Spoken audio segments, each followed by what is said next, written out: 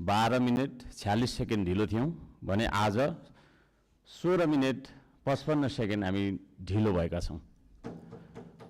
जनताले हामीलाई यसरी ढिलो गर भनेर यहाँ पठाएको हो जस्तो मलाई लाग्दैन।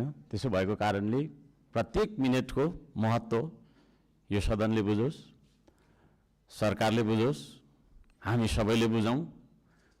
नेपाली हो, नेपाली समय हो, 2 बजेको बैठक 3 बजे जाँदा पनि हुन्छ, 4 बजे जाँदा पनि हुन्छ, जे गर्दा पनि नेपाल हो, नेपाली हो भन्ने खालको जुन भाष्य हामीले मनमा लिएर बसेका छौं, यही सबैभन्दा मुख्य कारण हो हामीले उन्नति गर्न नसक्नुको। त्यसो भएको कारणले गर्दाखेरि सभामुख महोदय मार्फत म सम्पूर्ण सदन, सरकार सबैलाई ध्यान आकर्षण गराउन चाहन्छु। आउँदा दिनमा हामी बैठक सुरु हुनुभन्दा थोरैमा पनि 5 मिनेट अगाडि उपस्थित हुनुपर्छ। म यो माग राख्न चाहन्छु।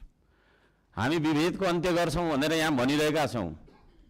भर्खरै पनि पूर्ववक्ता माननीयज्यूहरूले थुप्रै कुराहरू राख्नुभयो, आफ्नो मनको कुराहरू। तर यहाँ यही सदनभित्र पनि विभेद भइरहेको छ। सत्ता पक्षले 30 मिनेट बोल्दा पनि हुने, 40 मिनेट बोल्दा पनि हुने, प्रतिपक्षले अलि सानोले हैन 3 मिनेटमा सकिहाल्नुपर्ने, 2 मिनेटमा सक्नुपर्ने। हामी पनि जनताले चुनेर पठाएका जनमत प्राप्त जनप्रतिनिधि हौं। त्यसो भएको कारणले गर्दाखेरि हामीले आफ्ना क्षेत्रका आवश्यकताहरू, आफ्ना तपाईको चाहिँ के रे मागहरू राख्नका लागि प्रशस्त समय दिनुपर्दछ।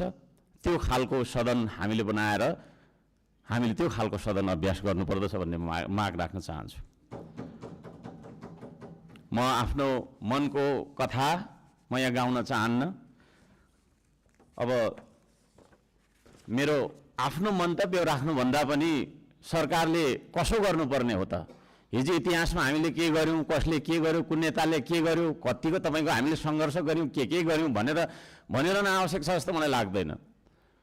हामी के गरिरहेका छौं आज र भोलि के गर्ने हो भन्नेतर्फ सरकारले आफ्नो नीति तथा कार्यक्रम बनाउँदाखेरि यस्ता कुराहरूलाई पनि समावेश गरोस् भनेर चाहिँ म यहाँ जनताको मागहरू, राष्ट्रिय स्वाधीनताको, हाम्रो सम्प्रभुताको, जनताले चाहेका कुराहरू के कस्ता छन् त भन्ने कुरा म बुँदागत रूपमा वाचन गर्न चाहन्छु।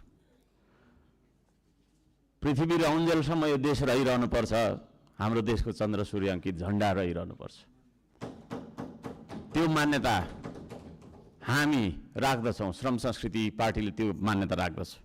त्यसो भएको कारणले गर्दाखेरि देशको स्वाधीनता, भू राजनीतिक सन्तुलन र असंलग्न परराष्ट्र नीतिलाई बचाइराख्न सैन्य रणनीति उद्देश्यका साथ सुरु गरिएको असमान राष्ट्रघाती व्यापारिक सन्धि सम्झौता एमसीसीलाई खारेज गर्नुपर्दछ भनेर म माग गर्न चाहन्छु।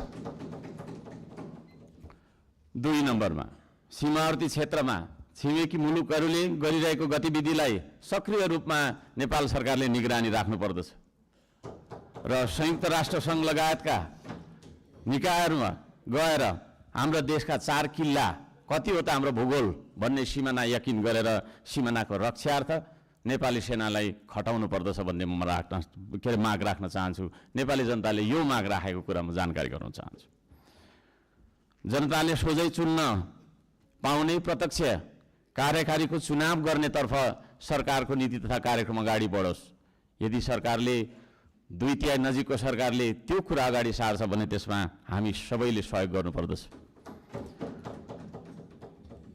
नम्बर 4, जेनजी आन्दोलनमा डिस्कोड चलाएर जेनजी बालबालिकाहरूलाई स्कुल ड्रेसमा आन्दोलनमा बोलाउने, शान्तिपूर्ण आन्दोलनलाई भड्काएर हिंसात्मक बनाउने, आन्दोलनमाथि अन्धधुन्ध गोली चलाएर दमन गर्ने, 23 गतेको घटना घटाउने, साथै 24 गते सिंहदरबार, संसद भवन, सर्वोच्च अदालत जस्ता सरकारी भवनहरू जलाउने कृत्य गर्ने मान्छेहरूलाई पनि तपाईको चाहिँ के रे कारबाहीमा ल्याउनका लागि उच्च स्तरीय छानबिन समिति आयोग गठन गर्नका लागि हामी माग गर्दछौं। 5 नम्बर सम्पत्ति छानबिन तथा शुद्धिकरण अभियान सुरु गर्नुपर्दछ। सबैभन्दा पहिला अहिले सरकारमा रहेका मन्त्री परिषदका सम्पूर्ण मन्त्रीहरू, सांसदहरू, हामी सबैजना सबैको तपाईँको चाहिँ के अरे हाम्रो सम्पत्ति छानबिन हुनुपर्दछ। हामीबाट सुरु गर्नुपर्दछ त्यो चिज, किनभने हामी नियम कानुन बनाउने भने हामीबाटै त्यो कुरा लागू भएर जानुपर्दछ। हामीले बनाएको नियम कानुनले अरूलाई मात्रै ठ्याङ्ग्रोमा कस्ने खालको व्यवहार हामीले गर्नु हुँदैन भन्ने माग राख्दछु। शिक्षालाई जीवनोपयोगी बनाउनु पर्दछ। उत्पादन, निर्माण र आविष्कारसँग जोड्नु पर्दछ शिक्षालाई। शिक्षा भन्ने बित्तिकै कथा पढ्ने विषयवस्तु होइन, त्यो भन्ने बित्तिकै उत्पादन, निर्माण र आविष्कारसँग जोडिनु पर्दछ भन्ने हाम्रो माग हो। त्यसतर्फ सरकारले ध्यान दियोस्। हप्तामा 3 दिन मात्रै थ्योरी पढ्दाखेरि हुन्छ, 4 दिन विद्यार्थीले उत्पादन, निर्माण र आविष्कारसँग जोडेर क्रियाकलापहरू गर्न सक्नुपर्दछ। त्यो खालको जीवनोपयोगी शिक्षा लागू गरिनुपर्दछ भन्ने हामी माग राख्दछौँ। 7 नम्बरमा खेतीबारीको समस्या हल नगरी देशको आर्थिक समस्या हामीले सुल्झाउन सक्दैनौँ, आर्थिक उन्नति हुन सक्दैन। त्यसो भएको कारणले कृषिमा देखिएका समस्याहरू पहिचान गर्ने र समस्या हल गर्ने सबै खालका तपाईँको प्राविधिक उपायहरू अपनाउने काम गरिनुपर्दछ भन्ने ध्यान आकर्षण गराउन चाहन्छु। नम्बर 8मा कम्तीमा एक पालिकामा एउटा उद्योग हुनुपर्दछ, एक परिवारमा एकजना रोजगार हुनुपर्दछ। त्यो खालको नीति हामीले अपनाउनु पर्दछ।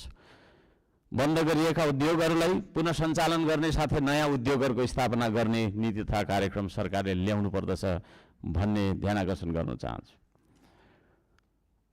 9 नम्बरमा जनताको सेवा सुविधा, विकास र समृद्धिमा सार्वजनिक हितका लागि प्राकृतिक स्रोत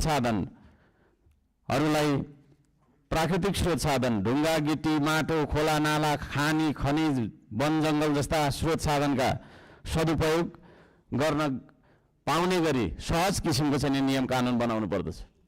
कहीँ कतै हामी हुन्छ म सक्छु अब र यी सम्पूर्ण स्रोत साधनलाई परिचालन गरेर चाहिँ हाम्रो देशलाई समृद्ध बनाउनतर्फ हामीले ध्यान दिनुपर्दछ भनेर भन्न चाहन्छु। म यहाँ शुभकामना मात्रै दिनुभन्दा सरकारको नीति तथा कार्यक्रमको कुन दिशामा जानुपर्दछ भन्ने एउटा सल्लाह सुझाव र प्रस्ताव प्रस्तुत गर्न चाहन्छु। प्राकृतिक संरक्षण गर्नुपर्दछ, संस्कृतिको प्रवर्धन गर्ने र प्रवृत्तिको विकास गर्ने नीति सरकारले लियोस्। सुशासनका निम्ति भ्रष्टाचार तपाईँको चाहिँ अन्त्य गर्ने, निष्पक्ष, मितव्ययी, पारदर्शी, जवाफदेही, दूरदर्शी, परिपक्व र दीर्घकालीन कामहरू गर्नेतर्फ सरकार अगाडि बढ्नुपर्दछ। देशभरि शान्ति सुव्यवस्था कायम गर्नका लागि आवश्यक उपायहरू अपनाउन जरुरी छ। खाने पानी, स्वास्थ्य, शिक्षा, सडक, बिजुली बत्ती जस्ता आधारभूत आवश्यकताहरू परिपूर्ति गर्नतर्फ हाम्रो ध्यान जानुपर्दछ। राम्रोसँग अध्ययन नगरी हतार सरकारले ल्याएका कार्यक्रमहरू लागू गर्नु हुँदैन। कुनै निर्णय गर्नु अघि तपाईँको प्रतिपक्षी दलहरूसँग सल्लाह गरेर सबै पक्षको उचित सल्लाह लिएर चाहिँ सरकार अघि बढे। निर्णय गर्दै पछि हट्नुपर्ने नियतिबाट होइन सरकार बच्न सक्दछ। अहिले भर्खरै वृद्ध भत्ता, विद्यार्थी सङ्गठन, ब्रिज कोर्स जस्ता सम्बन्धमा निर्णयहरू जुन गरिएको छ यसलाई पुनर्विचार गरियोस् भन्न म चाहन्छु। वृद्ध भत्ता जस्तो वृद्ध भत्ताको समयको मापदण्डलाई जुन फेरबदल गर्ने भन्ने कुराहरू आएको छ कार्यसूचीमा, त्यस्ता कुराहरूमा सरकारले ध्यान दिएर मात्रै अगाडि बढ्दाखेरि राम्रो हुन्छ भन्ने माग राख्दछु। सुकुम्बासी भन्दै नागरिकको बासको अधिकारलाई खोज्दै डोजर चलाउने, राज्य आतङ्क फैलाउने चलनको अन्त्य गरियोस्। म त्यो भन्न चाहन्छु। जनताको घर टहरा भत्काउनु हुँदैन, विस्थापन होइन व्यवस्थापनको नीति सरकारले लागू गरेर अगाडि बढ्दाखेरि सबैले राम्रो हुनेछ। दशकौँदेखि बस्दै आएका भूमिहीन सुकुम्बासीहरूको स्वामित्व दिने गरी लाल पूर्जाको व्यवस्था गरोस् भनेर पनि म भन्न चाहन्छु। किसान मजदुर सुकुम्बासीका समस्या पहिचान गरी समाधानको पहल गर्ने, धनीको मात्रै होइन गरिबको पनि हो यो देश भन्ने खालको आभास हामीलाई हुनुपर्दछ र जनतालाई पनि त्यो आभास भएको हुनुपर्दछ। त्यसतर्फ सरकारले काम गरोस् भन्ने म अनुरोध गर्न चाहन्छु। उपत्यका बाहिर पनि नेपाल छ भन्ने कुरा हामीले व्यवहारबाट जनाउनुपर्छ। यो काठमाडौँ उपत्यका मात्रै नेपाल हो भन्ने किसिमले सबै विकास चाहिँ यहाँभित्र मात्रै थोपार्ने किसिमको चाहिँ विकास हुनु हुँदैन भनेर म ध्यान आकर्षण गर्न चाहन्छु। सबै खाले विभेदको अन्त्य गरिनुपर्दछ। भूपू गोर्खा सैनिकहरूको समान पेन्सनका लागि नेपाल सरकारले आवश्यक सबै खालका पहलहरू गरोस्। नेपाल सरकारले गरेको सन्धि मार्फत चाहिँ गएका भूपू गोर्खाहरूलाई नागरिकता कायम राखेर चाहिँ नि उहाँहरूलाई एउटा नागरिकको दर्जामा राख्ने नियम त्यो खालको चाहिँ नीति हामीले अवलम्बन गर्नुपर्दछ भन्ने ध्यान आकर्षण गराउन चाहन्छु। समयको पाबन्दीले गर्दाखेरि मैले यी कुराहरू सबै कुरा वाचन गर्न चाहिनँ। माननीय सभामुख महोदयले 2-3 चोटि भनिसक्नु भएको छ र यो म पत्र सम्माननीय सभामुख महोदय मार्फत टेबल गर्न चाहन्छु र यस सल्लाह सुझाव अन्तर्गत सरकारले आफ्ना विचारहरू, आफ्ना नीति तथा योजनाहरू अगाडि बढाओस् भन्ने म माग राख्न चाहन्छु। धन्यवाद।